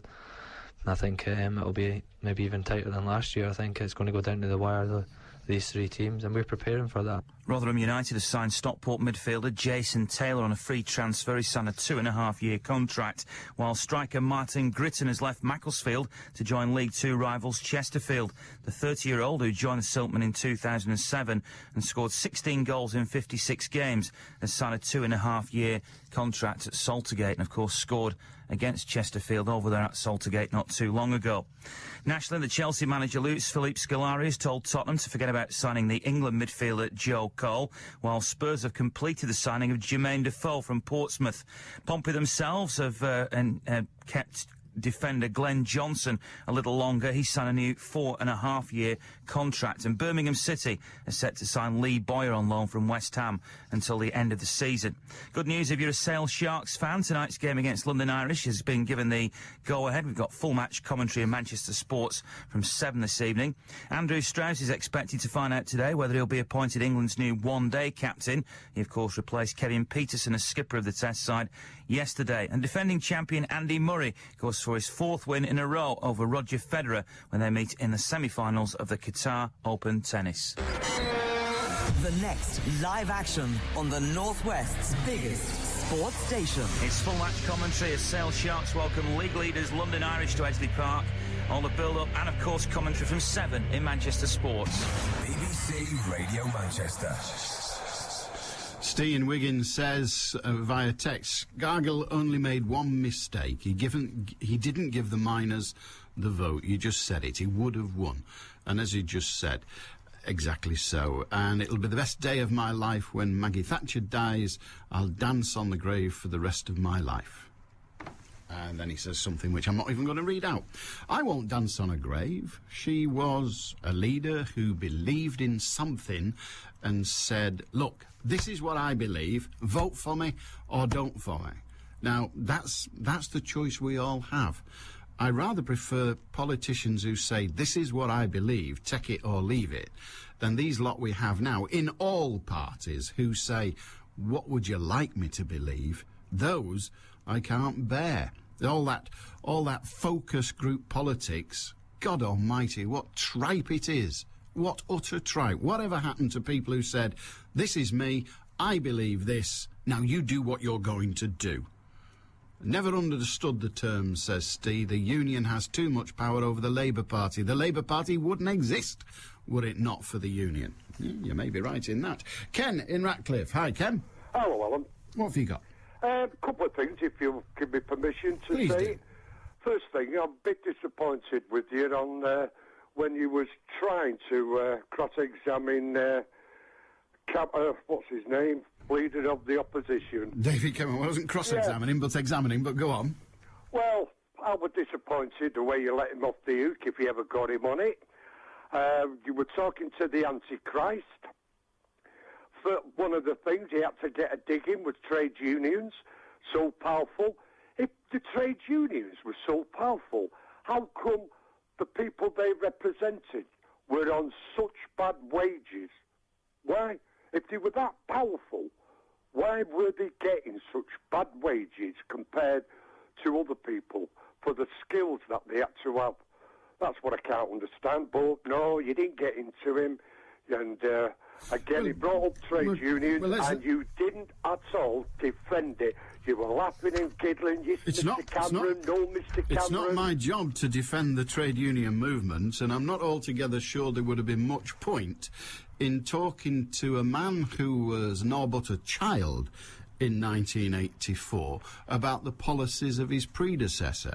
I pointed out that he would be uncomfortable talking about that particular bit of past, but I don't honestly see there would be much point in going over old ground. Well, I think there is, for the simple reason you've said it on your programme time and time again, and I've supported you all the time on this. I support you that much.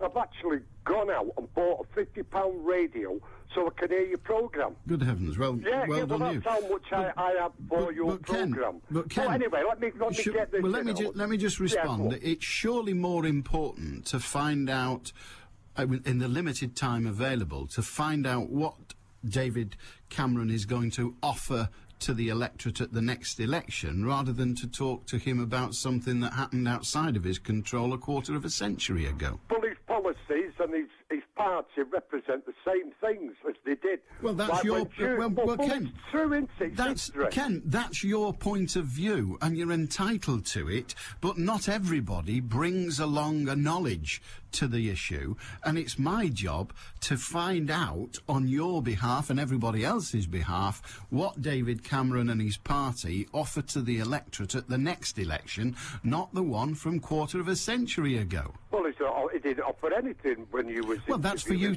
But well, you know that. But you would... Come on. But Ken, my job is not to sit here and tell you what I know. My job when interviewing somebody like him or Alan Johnson the following day, my job is to find out what they've got to say, because I promise you I won't be standing at the next election, but my guess is that each of they will. Well, you gave Alan Johnson a good scene too, didn't you? Hey?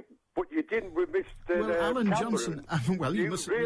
Alan Johnson has implemented policies. David Cameron, in political terms, has so far done nothing because he's not been in power.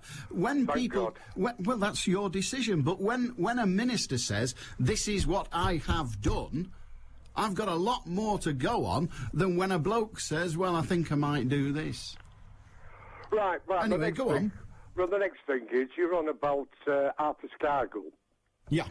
And I've got more time for him than quite a few people. I thought he was brilliant. But I think I'm right on saying this, that Maggie Thatcher moved the goalposts that many times with the miners' strike, that Arthur Scargill, if I remember, and there'll be people who are listening, that he was in a position that if he'd have had a vote, they could have prosecuted him and the miners, and he couldn't call a meeting, couldn't call a ballot, because there were certain rules and regulations that he would have actually been affected by. So he couldn't call it. Now, Arthur Scargill, all right, he lost, unfortunately. Twice. He lost, unfortunately, he lost. And one of the major reasons why he lost, that there was another area of the coal mining industry that actually fought him. Nottingham. And what did they do? They listened to the Maggie Thatchers, and we're going to give you this. Well, and after they broke the strike, Maggie Thatcher and her cretins, what if we built man pinching a word off you? Go on. What did they do? They got rid of them as well. And one of the leaders turned around and said, "Oh, sorry, Arthur, we should have listened to you." Well, maybe they should, and all of that may be so, but the idea that Arthur Scargill couldn't hold a ballot, frankly, is fallacious. I think the thing that you're referring to... Is that sexual, that? No, unfortunately not, perhaps. It means it's unfounded. But the thing that you're probably referring to is and was sequestration. Is that what you're referring to when the assets of the union, the National Union of Mine Workers, could have been removed from them? They could have been taken from them by a court, and thus rendering them effectively bankrupt. But all of that... I think you're right, mate. All of that happened whilst the strike was underway, and it happened because the authorities of the day believed that the strike was being operated illegally, flying pickets and things like that. Now, I've no objection to flying pickets or any of the others, but that's the belief of the authorities at the time. But prior to all that, and many a mine worker now says this, prior to all that, the decision to not have a ballot was fatal to his cause. Now, you can make all the arguments you like. You and me and social historians can discuss forever whether he should have done or shouldn't have done in the climate of the time. But his failure to do so is what did for him, and also is what led to the creation in Nottingham. That's not entirely right, is it? Okay, nothing's entirely right, but it's pretty damn close. Well, yeah, but the point is, where does he put Arthur Scargill in a position where all the money that they've collected for paying out this, that and the other to the miners, and the courts under the leadership of Maggie Thatcher, that evil so-and-so, where does that leave him? What does he say? I don't call a ballot. If I do, and we could lose all this money we've collected. Ken, where does it leave him? Had he called a ballot prior to the strike, immediately prior to the strike, saying, do you want to go on strike as a result of where we are now or not? Had he called that ballot, it may well be that in all that followed, the opportunity for sequestration came about, and we all remember the undignified but necessary movement of funds all around the world. They moved funds out of banks in the United Kingdom to banks all over the world to protect it, and I would have done the same. But his... Oh, you mean like these bankers, these multi-millionaires? Well, that's what they do. Like they do. But Scargill was supposed to be above all that, but that's what he ended up having to do, to protect it against the government. But you've still... But Ken, you've still got to come back to, would he have been better, or would it have been better for him to be able to say to the government of the day, to the Labour Party of the day, to the people at large, and even to the right-wing press, we are on strike because my members told me to go on strike. Right, and he wasn't able to say that. Right, Alan, now, we're talking about the miners. Oh, I think it was round about 1922, 22 or 26, when they called the Depression. Yeah. And it wasn't. It was the miners' strike. The miners went on strike. And why did they go on strike? Because the Tory government of the day turned round and said, hey, we're cutting your wages by half. They said, you can't do that. And the Tory government said, we've done it. So my unit, the AU, because I'm an engineer by trade. Yeah, you said. So we said, our leadership said, no, you can't do that. We're coming out and supporting them.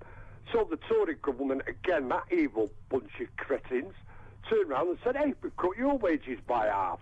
Hey, now, fantastic. And then you had the outbreak of the war. The miners had an agreement with the government that they'd get a pay increase. Anyway, Winston Churchill, he should have been buried with Hitler and Mussolini and the rest of them. And what did he do? He said, you're not getting it, end of story, and if you don't do as you're told, we're locking you up, you're going to jail.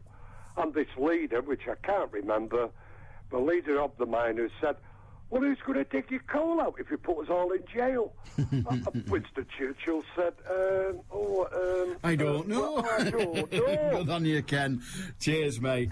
Have a good day. You may be interested to know, if you're of a certain age, that the 60s pop star Dave D, you remember Dave D, Dozy, Beaky, Mick and Titch?